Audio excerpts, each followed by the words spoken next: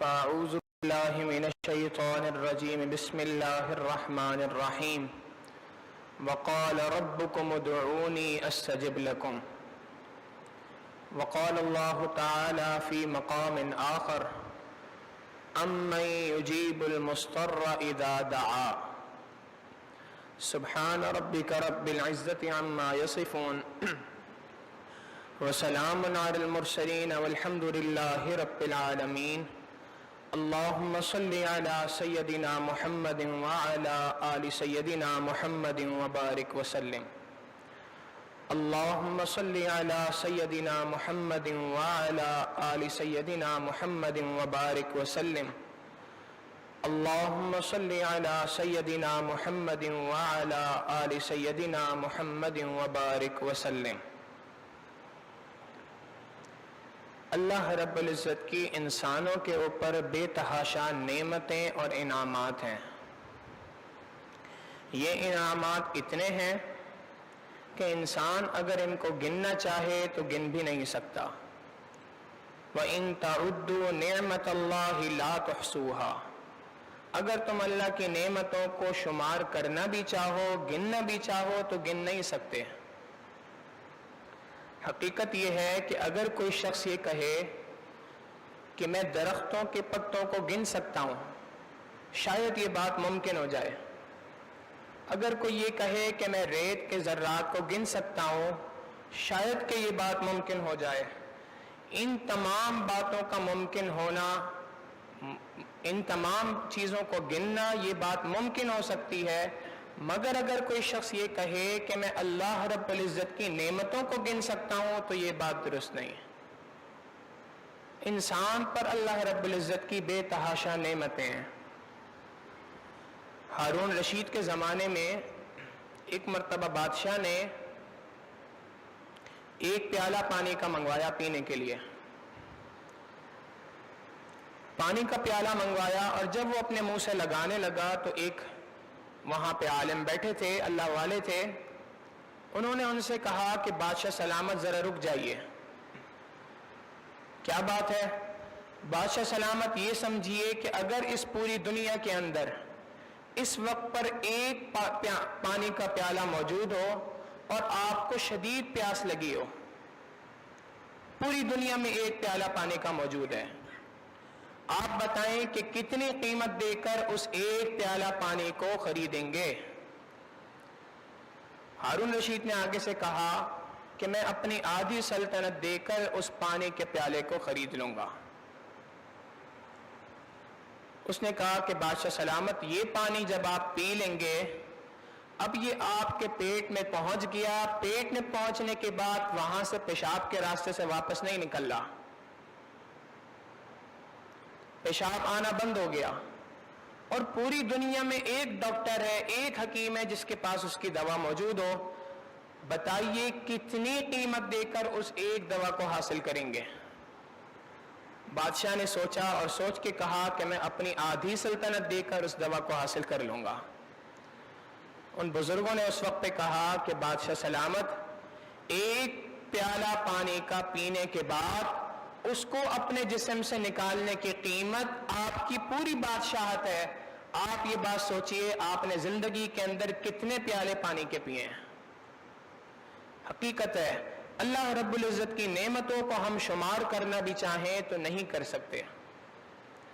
ہم نعمتوں کو لیتے ہیں اور لینے کے بعد بھول جاتے ہیں، اور پروردگار عالم کا معاملہ یہ ہے کہ وہ ہمیں نعمتیں عطا کرتے ہیں اور عطا کرنے کے بعد پھر عطا کرتے ہیں۔ وہ رب کریم یہ بات چاہتے ہیں کہ انسان مجھ سے مانگے، میں اس کی دعا کو قبول کروں۔ قرآن کریم نے ارشاد فرمایا وَقَالَ رَبُّكُمُ ادْعُونِي أَسْتَجِبْ لَكُمْ، اور کہا تمہارے رب نے کہ مجھ سے مانگو میں تمہاری دعاؤں کو قبول کروں گا۔ اللہ رب العزت یہ چاہتے ہیں کہ میرے بندے مجھ سے ہر وقت مجھ سے دعا مانگیں۔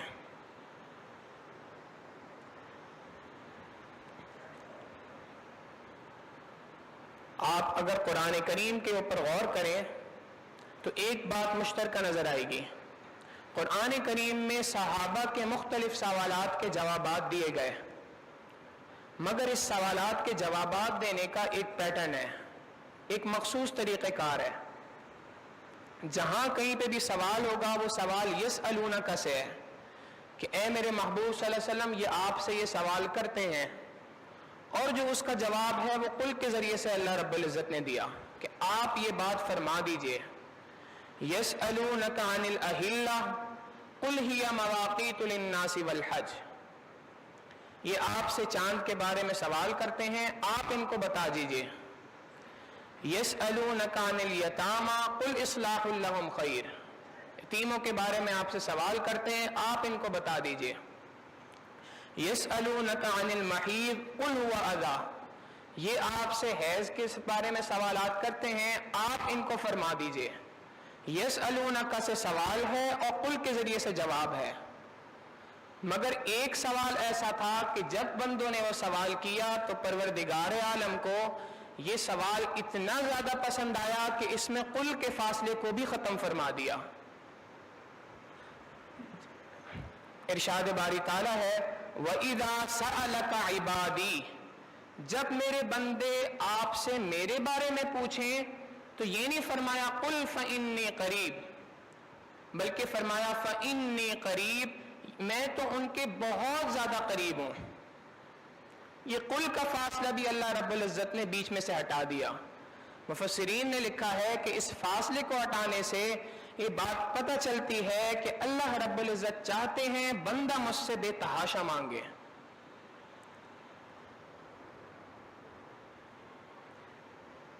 इंसान अल्लाह रब्बुल इज़्ज़त से भी मांगता है और मखलूक से भी मांगता है, मगर खालिक और मखलूक से मांगने के अंदर बड़ा फर्क है।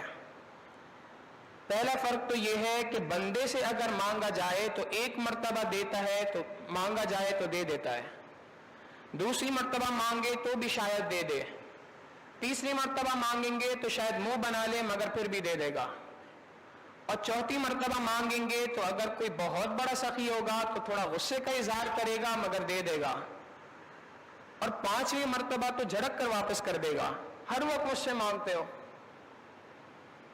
ये मखलूक से मांगने का मामला। और अल्लाह रब्बुल इज़्ज़त से मांगने का मामला ये है कि परवरदिगार आलम से जो शख्स हर वक्त हर चीज मांगता है, अल्लाह रब्बुल इज़्ज़त फरमाते हैं ये तो मुझसे हर चीज मांगता है, मैं इसको अपने औलिया में शामिल फरमा लूंगा।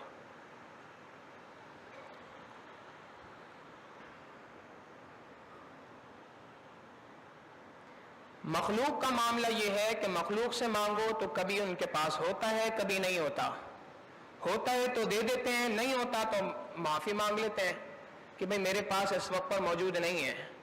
अल्लाह रब्बुल इज़्ज़त का मामला यह है कि परवरदिगार आलम के खजाने हर वक्त पर खुले हैं, उन खजानों की कोई इंतहा नहीं है, लिहाजा इंसान जब कभी भी अपने परवरदिगार से मांगेगा उसकी तरफ से जवाब मिलेगा। फिर मखलूक के देने के कुछ औकात हुआ करते हैं, फलां वक्त से फलां वक्त तक ये ऑफिस खुलेगा, इस वक्त पे जो मांगेगा उसकी जरूरत को पूरा किया जाएगा। मखलूक से जब कभी मांगा जाता है उनके औकात मुकर्रर होते हैं। परवरदिगार आलम का मामला यह है कि इंसान 24 घंटे में जब कभी उसके सामने हाथ को उठाता है, अल्लाह रब्बुल इज़्ज़त उस वक्त पर दुआओं को कबूल फरमाते हैं। उनके पास मांगने के लिए कोई वक्त मखसूस नहीं है। नबी अलैहिस्सलातु वस्सलाम ने फरमाया अल्लाह से जितना चाहो मांगो, छोटी चीज भी अल्लाह से मांगो, बड़ी चीजें भी अल्लाह से मांगो, हत्ता कि जूते का तस्मा भी अगर टूट जाए तो वो भी अल्लाह रब्बुल इज़्ज़त से मांगो। अब ये एक और फर्क है, मखलूक से अगर बड़ा आदमी हो और उससे कोई छोटी चीज मांग ली जाए तो वो भी नाराज होता है। अगर किसी मुल्क के बादशाह सलामत से कोई कह दे कि जी मुझे 10 रुपए दे दें तो वो नाराज होगा कि जी तुम्हें शर्म नहीं आती, मुझ जैसे आदमी से तुम 10 रुपए मांगते हो। तो मखलूक से अगर थोड़ा मांगो तो मसला, किसी गरीब आदमी से कोई लाख रुपए मांग लो तो फिर मसला, वो कहेगा कि जी मेरी गुर्बत का मजाक उड़ाया जा रहा है। अल्लाह रब्बुल इज़्ज़त का मामला ये है कि थोड़ा मांगो ज्यादा मांगो, वो परवरदिगार आलम देते हैं और देकर खुश होते हैं। उस रब्ब करीम की हमेशा से ये ख्वाहिश है कि मैं अपने बंदों की दुआ को कबूल फरमाऊं। کاش کے بندے بھی اس کی طرف متوجہ ہوئیں اور اس سے دعاؤں کو مانگنا سیکھیں۔ دعا کے مانگنے کے کچھ آداب ہیں۔ ہم کئی مرتبہ دعا تو مانگتے ہیں مگر ان آداب کا لحاظ نہیں رکھتے، پھر اس کے بعد دنیا کے اندر شکوے کرتے پھر رہے ہوتے ہیں، ہماری دعائیں تو پتہ نہیں کیوں قبول نہیں ہوتی۔ دعا کے مانگنے میں پہلا ادب یہ ہے کہ انسان دل کھول کر اپنے پروردگار سے مانگے، مانگنے میں کمی نہ کرے۔ آج عام طور پہ ہم مانگنے کے اندر کمی کر لیتے ہیں۔ ایک کمی تو یہ ہوتی ہے کہ ہم دعا مانگتے ہی نہیں ہیں، اور ایک کمی یہ ہوتی ہے کہ اگر دعا مانگتے بھی ہیں تو اس کا انداز مختلف ہوتا ہے۔ یا اللہ میری عمر فلاں شخص کو لگا دے۔ بھائی اللہ کے ہاں کوئی بجٹ کی کمی کا مسئلہ تو نہیں ہے کہ یہاں سے نکالیں گے تو پھر کسی جگہ پہ لگائیں گے۔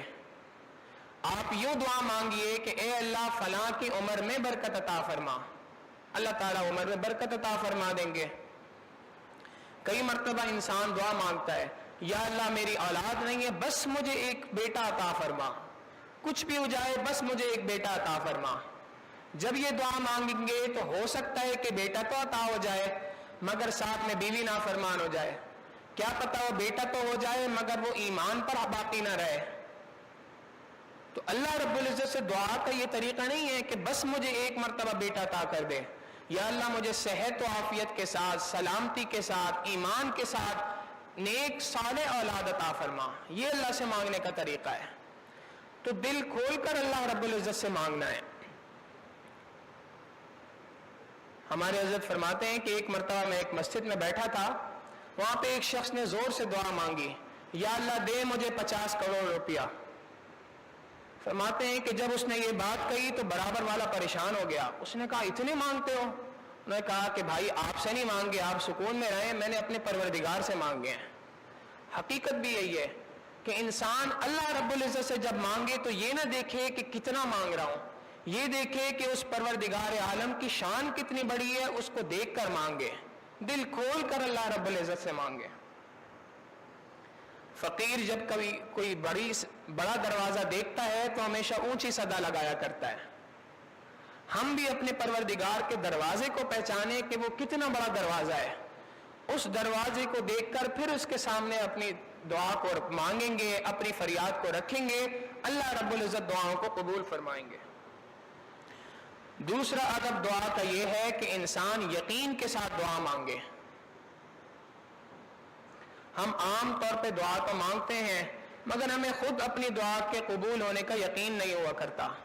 جی دعا تو مانگی ہے، پتہ نہیں وہ رب دیتا بھی ہے کہ نہیں دیتا۔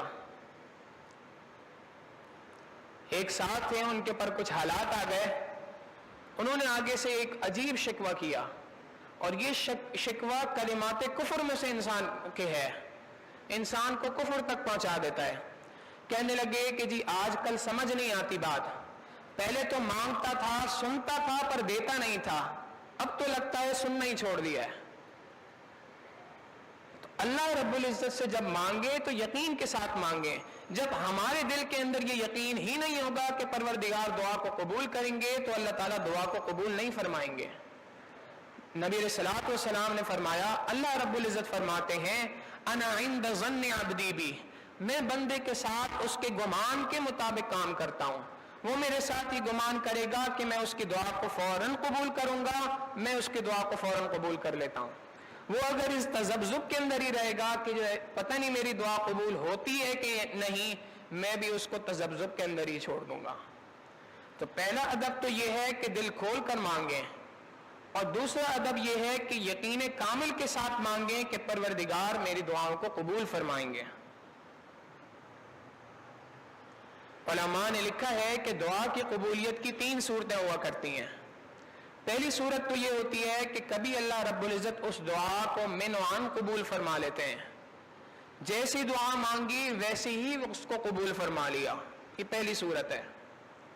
دوسری صورت یہ ہے کہ کبھی کبھار پروردگار عالم اس دعا کی برکت سے کوئی پریشانی، کوئی مصیبت انسان پر آنے والی ہوتی ہے، اس مصیبت کو اس سے دور فرما دیا کرتے ہیں۔ تو یہ بھی کتنی بڑی نعمت ہے۔ کئی مرتبہ ہم سوچتے ہیں کہ جی میں فلاں وقت پر مرتے مرتے بچ گیا، مجھے نہیں سمجھ میں آیا وہ جو ایکسیڈنٹ ہوا اس میں مجھے کس طرح سے اللہ نے بچایا۔ کیا پتا آپ کے کس وقت کی مانگی ہوئی دعا تھی جس کی برکات اللہ رب العزت نے ابھی نازل فرمائی ہے. تو انسان سے پریشانیوں کا خاتمہ ہو جاتا ہے. اور تیسری صورت یہ ہے کہ وہ پروردگار عالم اس دعا کو دنیا میں تو قبول نہیں فرماتے مگر اس کو اس کے لیے ذخیرہ آخرت فرما دیتے ہیں. قیامت کے دن جب اس دعا کے اجر کو بندہ دیکھے گا، حدیث مبارکہ میں آتا ہے کہ بندہ تمنا کرے گا کاش کہ دنیا کے اندر میری کوئی بھی دعا قبول نہ ہوا کرتی. اتنا اللہ رب العزت اس کا اجر عطا فرمائیں گے.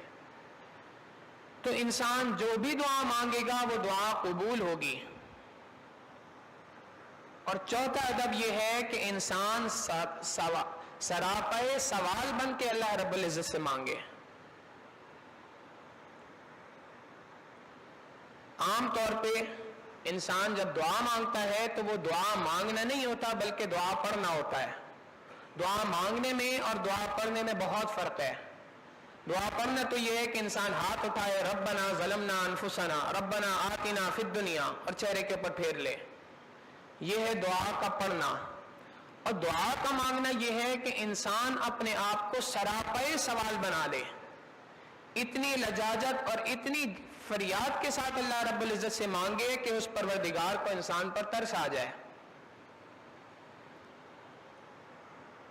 ہم عام طور پہ دعا مانگتے ہیں تو اللہ معاف کرے ایسا لگتا ہے کسی چھوٹے کے ذمہ کام لگا رہے ہوں.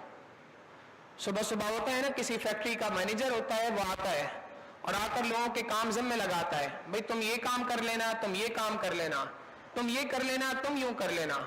معاذ اللہ ہم بھی کئی مرتبہ دعا ایسے مانگتے ہیں جیسے پروردگار عالم کے اوپر کوئی کام ذمہ لگا رہے ہیں. یا اللہ میرے بچے کا رشتہ ہو جائے، بیوی فرما بردار ہو جائے، رزق میں برکت ہو جائے، یا اللہ یہ ایسا ہو جائے، یہ ویسا ہو جائے.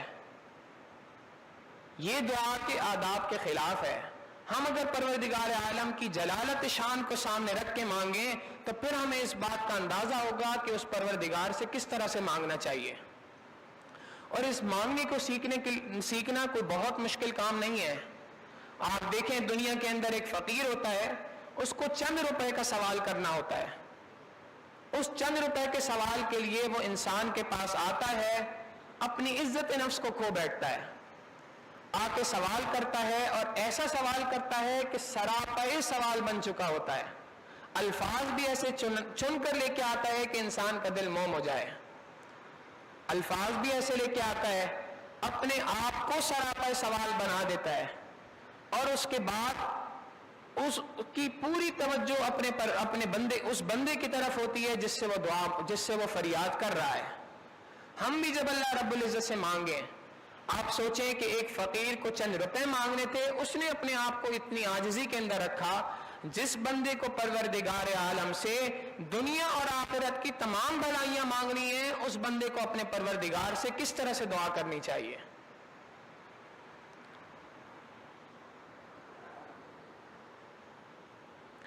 ہم کئی مرتبہ دعا کو غفلت کے ساتھ مانگ رہے ہوتے ہیں.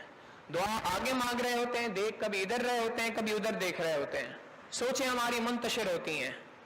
آپ سوچیں کہ اگر کبھی کوئی فقیر ہمارے سامنے سوال کے لیے ہاتھ پھیلائے اور اپنا منہ دوسری طرف کر دے، ہمیں کتنا غصہ آتا ہے. اس دربار کے شاہانہ آداب میں سے تو یہ تھے کہ پروردگار عالم کے سامنے جب کبھی کوئی شخص اس طرح سے دعا مانگے کہ دعا کے لیے ہاتھ تو اللہ کے سامنے اٹھائے ہوئے ہو، اپنے چہرے کو ادھر ادھر پھیر رہا ہو، اس کے خیالات دوسری طرف منتشر ہوں. آداب شاہانہ کا تقاضا تو یہ تھا کہ پروردگار عالم اس شخص کو اپنے دربار سے نہ صرف نکال دیتے بلکہ پیٹھ پر ایک لات لگوا دیتے. یہ تجھے میرے دربار میں مانگنے کا طریقہ آتا ہے؟ مگر وہ پروردگار رحیم ہیں اور کریم ہیں، وہ بندے کی دعاؤں کو پھر بھی قبول فرما لیتے ہیں. تو انسان اللہ رب العزت سے جب مانگے سراپے سوال بن کر مانگے. اور اس پروردگار عالم کے ہاں بوڑھے اور جوان کی کوئی قید نہیں ہے. جوان مانگے تو بھی اللہ تعالیٰ دعا کو قبول فرماتے ہیں، بوڑھا مانگے تو بھی دعا کو قبول فرماتے ہیں. کئی مرتبہ ایک بوڑھا شخص ہے، اس نے اپنے پروردگار کی ہمیشہ نافرمانی کی، 90 سال کی عمر کو پہنچ گیا، آج تک اس نے اپنے رب کی نافرمانی کی. نمازیں عام نمازیں پڑھنا تو دور کی بات، کبھی عید کی نماز پڑھنے بھی در پر نہیں کیا. اس حال میں جب وہ اپنی عمر کے آخری حصے کے اندر پہنچا، بیماریوں کے اندر گھر گیا، اور اس وقت پر اس کو اس کے گھر والے نکال دیں، اس کے بیٹے اس کے پوتے نکال دیں، ابا جی آپ تو گھر کے اندر کھانستے رہتے ہیں، آپ کی وجہ سے میرے بچوں کے اندر جراثیم منتقل ہو رہے ہیں، آپ اس گھر کو چھوڑ دیجئے. اس وقت پر جب وہ بوڑھا نافرمان اور اس کو اس کی اولاد گھر سے نکال دیتی ہے، اس وقت پر اگر وہ سوچتا ہے کہ اس دنیا کے اندر میرا ہے کون، میرا تو اس دنیا میں کوئی نہیں بچا، میں نے ساری زندگی اپنے پروردگار کی نافرمانی کی ہے، مگر اب اگر وہ یہ سوچے کہ چلو ایک در میرے پاس مسجد ہی کا ہے، میں اپنے پروردگار کی طرف جاتا ہوں، اگر وہ 90 سال کا نافرمان بوڑھا پروردگار عالم کے در پہ آتا ہے، اللہ رب العزت اس کو یہ طعنہ نہیں دیتے میرے بندے جوانی کہاں گزار کے آئے، میرے بندے تم نے اپنی زندگی کے قیمتی لمحات کہاں گزارے، آج دنیا والوں نے تمہیں چھوڑا، تمہیں میری یاد آتی ہے. پروردگار عالم اس طرح کی بات نہیں فرماتے، بلکہ وہ یہ فرماتے ہیں میرے بندے میں تو تیری توبہ کا زمانے سے انتظار کر رہا تھا، تجھے یہ بات تو پتہ چلی کہ اس دنیا کے اندر میرے سوا تیرا کوئی دوسرا نہیں ہے، تو میرے در پہ آیا ہے، میں تیری توبہ کو قبول کروں گا، تمہاری حاجات کو پورا کروں گا. بہرحال بندہ جب کبھی اللہ رب العزت سے مانگتا ہے اللہ تعالیٰ قبول فرماتے ہیں، اور جب یقین کامل کے ساتھ مانگتا ہے تو بندہ اپنی بساط کے مطابق مانگتا ہے، اپنی اوقات کے مطابق مانگتا ہے، لیکن جب یقین کامل ہوتا ہے تو پروردگار عالم اس کو اپنی شان کے مطابق عطا فرماتے ہیں. اس کا ایک واقعہ سن لیجئے. سیدنا عمر فاروق رضی اللہ تعالیٰ عنہ نبی علیہ الصلوۃ والسلام کی وفات کے بعد ایک مرتبہ مدینہ منورہ کے اندر ٹہل رہے تھے. انہوں نے ایک دعا مانگی، اللہم ارزقنا شہادتاً فی سبیلک، اے اللہ میں آپ کے راستے میں شہادت کی موت مانگتا ہوں، وجعل قبری فی بیت ببلت حبیبک، اور میں اپنے محبوب صلی اللہ علیہ وسلم کے شہر کے اندر اپنی قبر کی دعا مانگتا ہوں کہ مجھے شہادت کی موت عطا فرما اور میری قبر کو مدینہ منورہ کے اندر قائم فرما. تو سیدنا عمر فاروق رضی اللہ تعالیٰ عنہ نے اللہ رب العزت سے دعا مانگی، یقین کامل کے ساتھ مانگی. تو مانگنے والے نے تو صرف شہادت مانگی تھی، کہیں پر بھی اگر ان کو جو ہے وہ خنجر لگ جاتا تو ان کی شہادت ہو چکی تھی. مانگنے والے نے اپنی بساط کے مطابق مانگا، پروردگار عالم نے جب عطا کیا تو اپنی شان کے مطابق عطا کیا. صرف شہادت عطا نہیں فرمائی، ایسی شہادت عطا فرمائی کہ مسجد نبوی کے اندر کھڑے ہیں، محبوب صلی اللہ علیہ وسلم کے مصلی کے اوپر کھڑے ہیں، حالت سجدہ کے اندر ہیں جب ان کو جا کے خنجر لگتا ہے. اللہ رب العزت سے مانگی تو صرف شہادت تھی، پروردگار عالم کسی باہر کسی میدان کے اندر عطا فرما دیتے تو بھی شہادت ہو جانی تھی. مانگنے والا اپنی اوقات کے مطابق مانگتا ہے، دینے والی ذات ہمیشہ اپنی شان کے مطابق دیا کرتی ہے. پھر انہوں نے مانگا تھا کہ اے اللہ مجھے محبوب صلی اللہ علیہ وسلم کے در کے شہر کے اندر جگہ عطا فرما. اگر ان کو مسجد نبوی کے، اگر ان کو جنت البقیع کے اندر بھی قبر مل جاتی تو دعا تو پوری ہو جاتی، مگر پروردگار عالم کی شان یہ ہے بندہ ان سے مانگتا ہے اپنی اوقات کے مطابق، پروردگار عالم ہمیشہ اپنی شان کے مطابق عطا فرماتے ہیں. اللہ رب العزت نے انہیں اپنے محبوب صلی اللہ علیہ وسلم کا پڑوس عطا فرما دیا. انسان اپنی اوقات کے مطابق مانگتا ہے، اللہ رب العزت اپنی شان کے مطابق عطا فرماتے ہیں.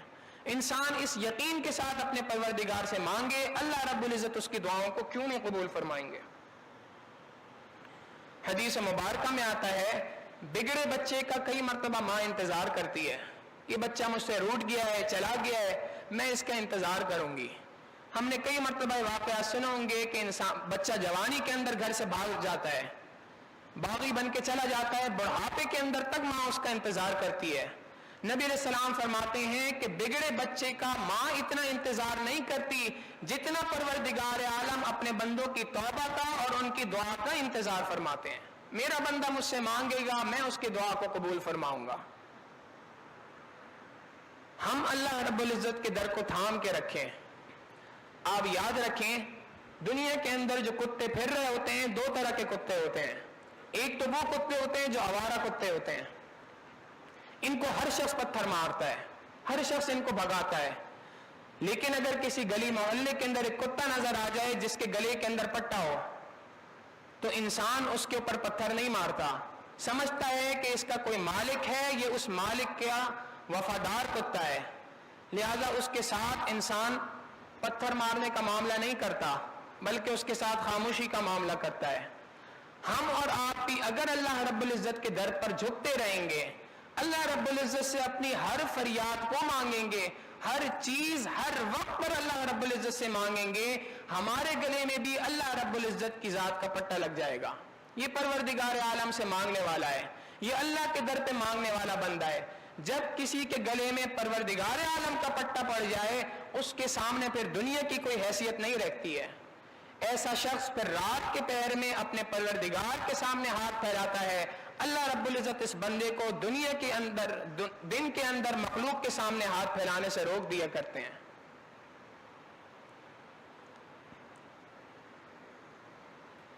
इंसान जब कभी अल्लाह से मांगे तो ये ना सोचे कि मैं बहुत ज्यादा गुनाहगार हूं, वो परवरदिगार नेकोकारों की भी दुआ को कबूल फरमाता है, वो परवरदिगार आलम गुनाहगारों की भी दुआ को कबूल फरमाता है।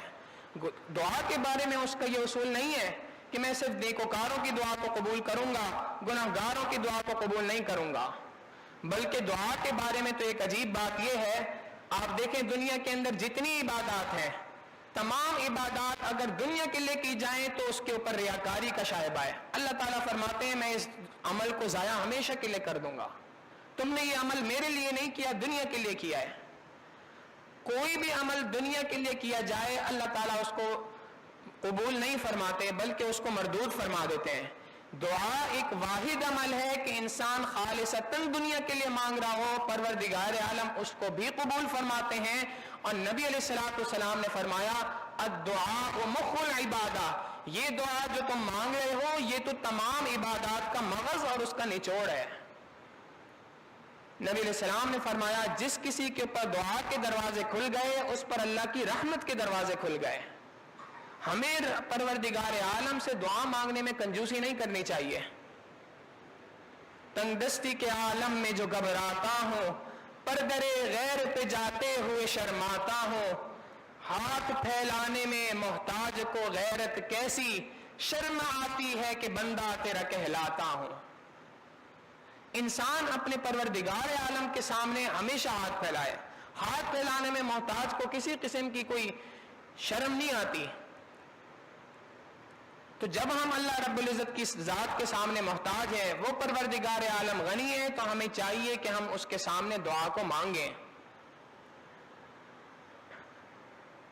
हजरत आयशा सिद्दीक़ा रज़ी अल्लाह तआला अन्हा फरमाती हैं कि नबी अलैहिस्सलातु वस्सलाम का मामूल था रमजान अल मुबारक के अंदर दुआओं का जो है वो कसरत के साथ एहतमाम फरमाया करते थे।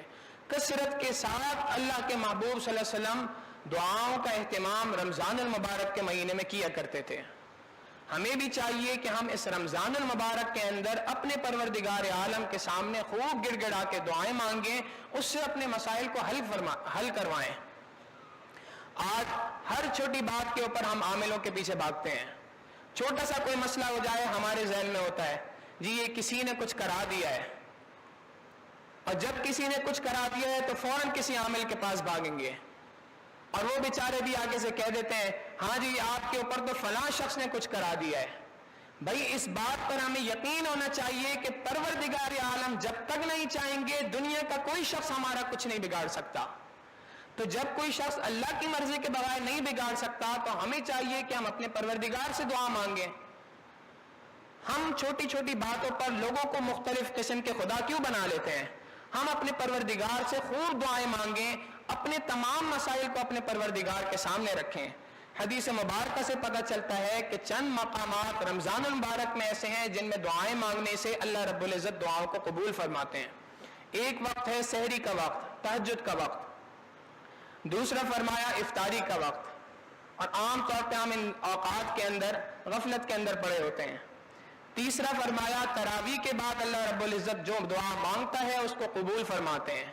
ये इंसान को मजदूरी मिलने का वक्त होता है। اور تیسرا فرمایا ختم قرآن کے موقع پہ اللہ تعالیٰ دعاؤں کو قبول فرماتے ہیں. چوتھی بات فرمائی اعتکاف کی حالت میں جو بندہ دعا مانگتا ہے اللہ تعالیٰ قبول فرماتے ہیں. اور ساتواں موقع شب قدر کے موقع پہ جو بندہ دعا مانگتا ہے اللہ تعالیٰ اس کی دعاؤں کو قبول فرماتے ہیں. یہ 7 قبولیت دعا کے مقامات ہیں. ہم ان مقامات میں اللہ رب العزت سے خوب دعائیں مانگیں, اپنے پروردگار سے اپنی دنیا بھی مانگیں اور آخرت بھی مانگیں. اللہ رب العزت ہمیں اپنے در سے ہمیشہ مانگنے والا بنائے. وآخر دعوانا ان الحمد للہ رب العالمین.